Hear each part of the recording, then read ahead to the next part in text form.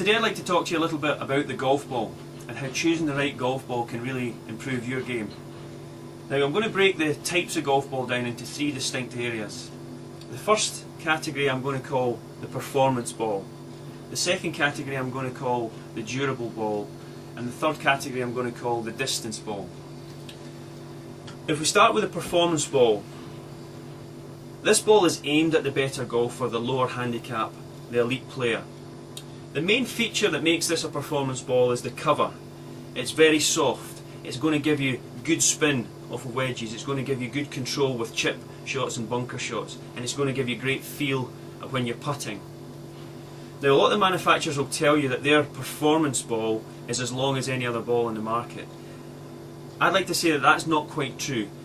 This ball does go a long way, but you need to have the technique and the ability to get the most out of the distance. This ball is really designed to be played around the green where you're going to get feel and control. Now with the soft cover, obviously that means that it's prone to marking quite easily, even with good shots, but certainly with mishit shots. So there will be an element that will mark. And what I would say to you is, think about the type of ball before you just go and buy the most expensive one. This one is definitely aimed at the elite player, and these guys are going to get the most out of that. If you fall into the next category, which is the sort of mid to high handicap, where you still have a good competency, you still want to get that control and that feel around the greens, but you obviously are going to be a little bit more prone to mishitting it. You're going to want to get a little bit more distance, but at the same time you don't want to sacrifice the nice soft feel of the putter or a little bit of control with the wedge shots. So this durable ball is a bit better for your handicap and your ability. The benefit also to this ball is it becomes a little bit cheaper. And then the third category is obviously the distance ball. This is very much aimed at the high handicap, the social golfer or the novice golfer. The main feature about this cover again is very, very hard. It's going to give you the maximum distance, it's going to give you the best control for your ability. But the sacrifice is, it's not going to be as soft off the putter, it's not going to react as well off the chip shots.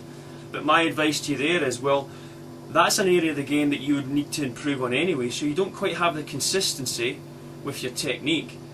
So you're not going to get the same reaction that a good player would get out of that soft cover anyway. So the features of this one and the benefits to use a higher handicapper are: one, it's more durable; two, it's going to really give you distance and help you get to those holes in the regulation shots.